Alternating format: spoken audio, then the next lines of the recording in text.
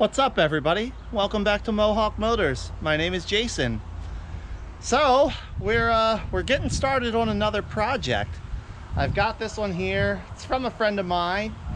He knows that I do a lot with these LS based trucks, and he asked if I could take care of something for him. So I said, yeah, let's do it. And here it is, team. This is a 1999 Chevy Suburban, the last year of this body style. And this one has a 454 in it with a 4L80E. It's a 2500 series, which I never really saw many of these, but they're out there. Now, what are we going to do to it? Well, we're swapping it. Another LS swap, team, and a different year body style electrical system that hopefully I can help you guide through and figure out if you're going to try to do one of these.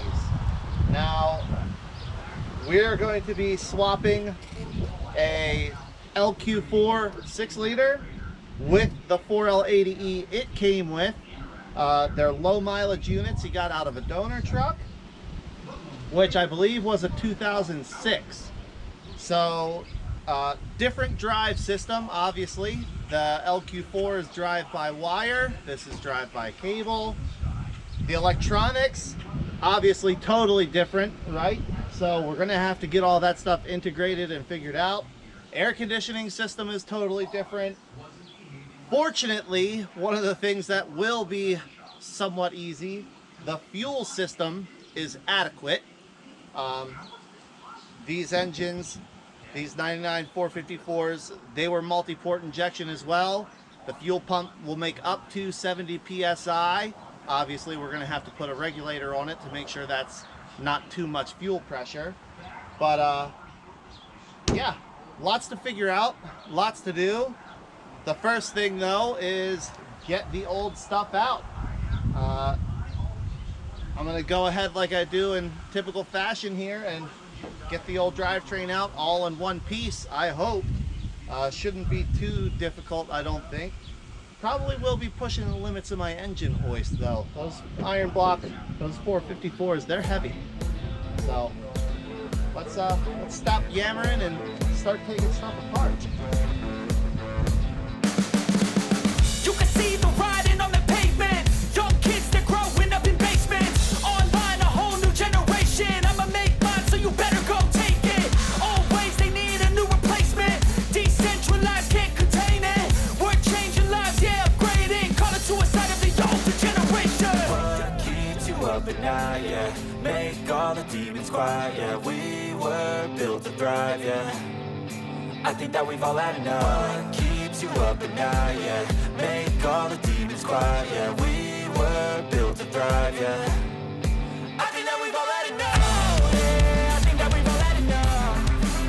Sick of dealing with the old plan. They know that All right, team, update. So it's been a couple hours. This is the first time I've ever pulled an engine out of one of these body style era of trucks. There's a lot to it. There's a lot more, I guess I'll just say they're not as assembly line friendly as the GMT 800 and newer trucks. These have a little bit more in-depth, get it connected, get it disconnected process. But here's where I'm at. Everything in the engine bay is disconnected. So I've got the main fuse panel, the PCM connectors, the main bulkhead connector, and the two sub connectors over here. All of that is undone. So there's no wiring connected on this side anymore. I've got the power steering line, the pressure line to the hydro booster disconnected, as well as the two return lines from the hydro booster and the steering gearbox disconnected from the pump. So on this side of the engine, everything's unhooked. There's nothing connecting it to the truck except the motor mounts. So that side's ready to go. Over on this side, there's a more wire harness that comes over, goes through a bulkhead down there in the firewall. The air conditioning lines. Now, I didn't unhook them from everything else. I just unhooked them off the actual AC pump itself and then folded them over out of my way. The intake tubing, throttle cable, cruise control cable. What else was over here? The smog intake. The intake tube for the smog pump also connects to the air cleaner tube. Got that unhooked. The transmission cooler lines, the oil cooler lines, the coolant lines, everything else is unhooked. Also on this side, so only thing left over here holding it in is the motor mount bolt. The radiator is out of the way. Downside to these things, the core support is all one piece. All the way, the whole thing. So I'm gonna try to sneak this engine out by pulling the hood off. Pull the hood off. Drop the transfer case off the back of the transmission. And then hopefully I can get enough angle that I can tip the engine and transmission assembly up and out without having to pull this core support, because there's a lot of bolts holding it in there and a lot of them look really crusty, and I don't want to deal with broken off and busted bolts. Outside of that, like I said, electrically it's disconnected. There is a wire right here that runs down to the front differential to actuate the center axle disconnect. I'm going to get that unhooked when I'm under the truck. Oh, and I just realized I need to get the fuel lines disconnected. If there's a place underneath to get them unhooked, I'll do that. If not, I'll have to figure out where up here I can unhook them. I don't even see them, so I'll have to find the fuel lines and get that unhooked as well.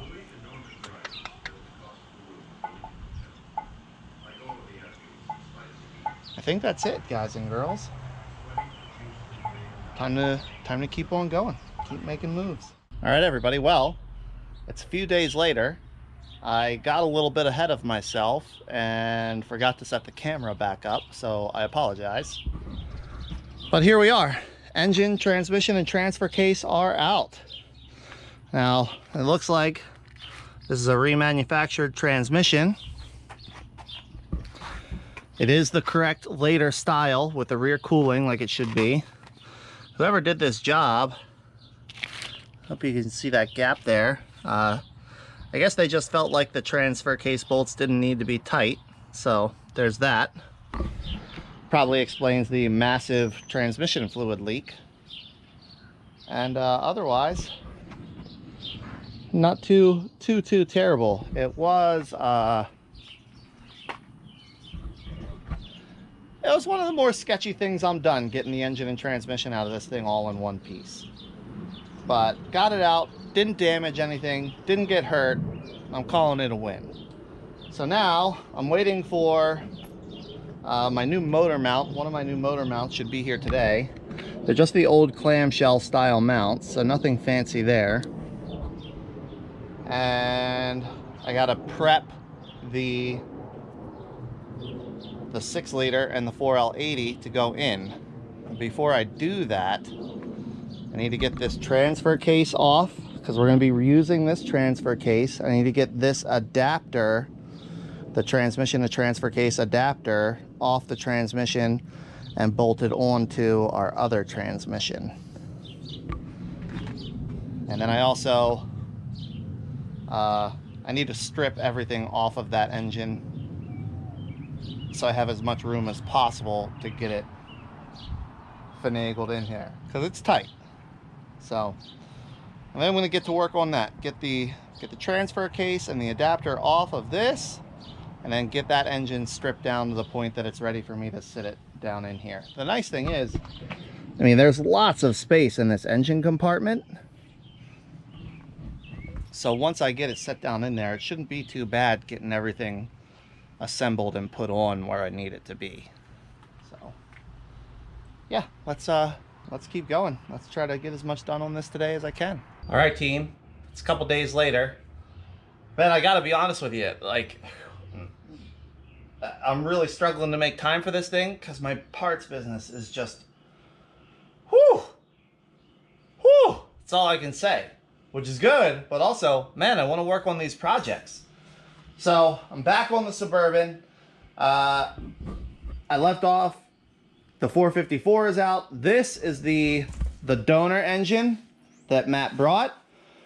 This is out of a 2006 2500 HD. I think it only had like 60 or 80,000 miles on it or something. Very low mileage. 6-liter LQ4, 4L80E.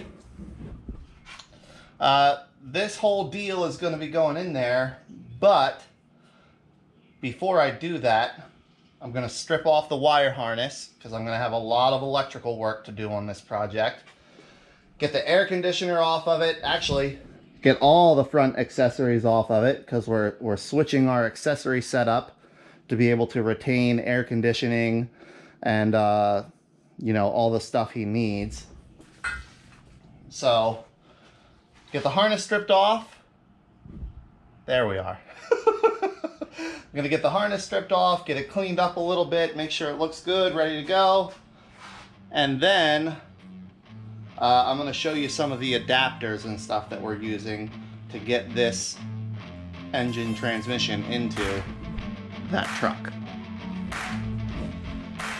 Relatively simple, but I figure worthwhile to show you.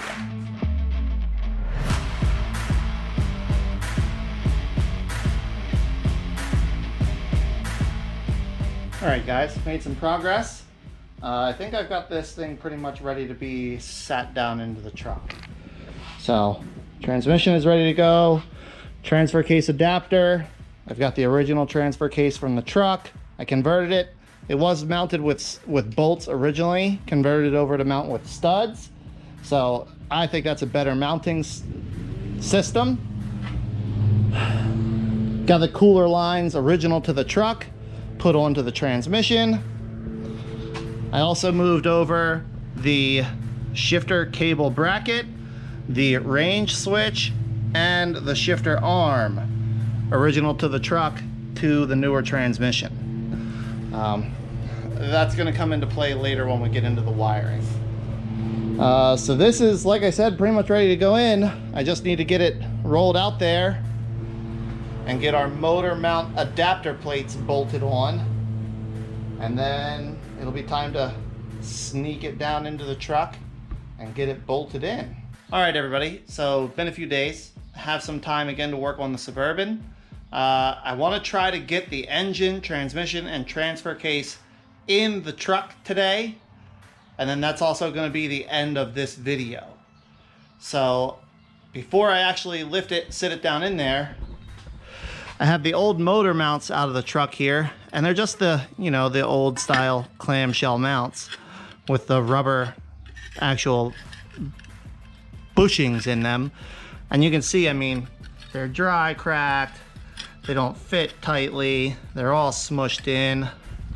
So I've got new urethane motor mounts that we're gonna get put in there. And these are real easy if you've never done it before. They're just riveted right here at this top, and then the two sides down here. So you just drill those from the back side, and then the two metal pieces will separate, and then you put your new pieces in. Typically, you need to squish them a bit, and once you squish them a bit, you can get the bolts started, and then the bolts tightening will actually compress the bushing to where it needs to be so that it's all right when you sit it back down in the truck. So I'm gonna get those swapped out. Then we'll get the motor mount adapter plates. And these adapter plates, they're from ICT Billet. I've used these before, I really like them. And they bolt to the side of the engine, and then the clamshell portion of the original motor mount bolts on here. Part of why I like these is they're adjustable. So you can move the engine forward or backward in order to get it mounted up in the factory location. And that's what we want.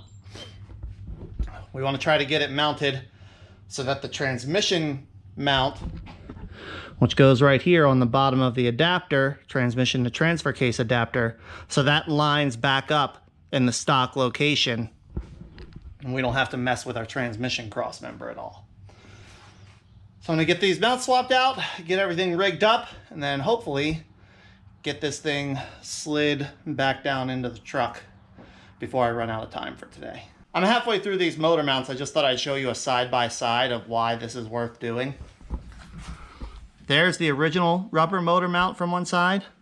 Here's the urethane mount. Look at the difference, guys. Substantial. Here's original mount still in the clamshell.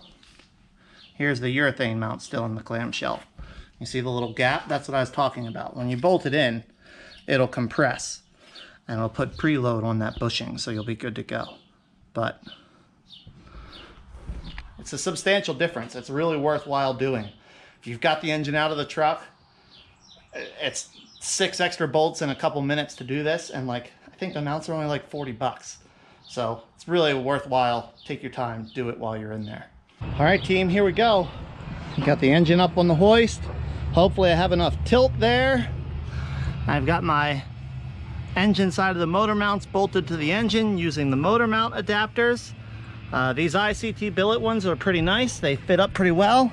Only thing I had to do was trim the one bolt boss for the original AC compressor. We're going to be putting the AC compressor in a different location. But other than that, they bolted right on. So I'm going to try to get this lifted up and poked down in there, hopefully without breaking or damaging anything. And then we'll be able to hopefully get these motor mounts lined up, and then get the transmission cross member in and get the transmission mount lined up. And then I'll bolt the transfer case on, and then I'm gonna call it a day, I think. It's hot out here. A little longer than a few minutes later. All right, everybody, it's in there. The engine is sitting on the motor mounts, lined right up.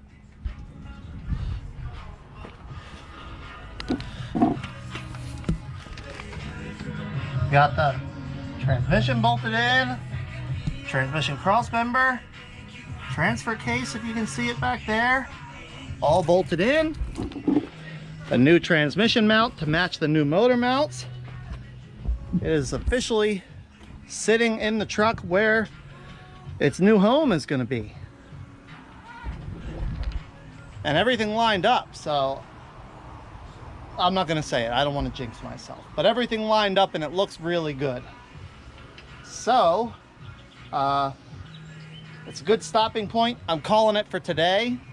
I'm calling it for this video, everybody. Now you can see, at least in this circumstance, the engine fits pretty nicely into one of these OBS trucks. The ICT billet motor mount adapters work perfect. And everything else is just factory mounts. It's the factory cross member and the factory location. It's a stock replacement transmission mount. Everything else lined right up. So pretty straightforward and really not difficult. The hardest part is getting the old one out and the new one in past this core support.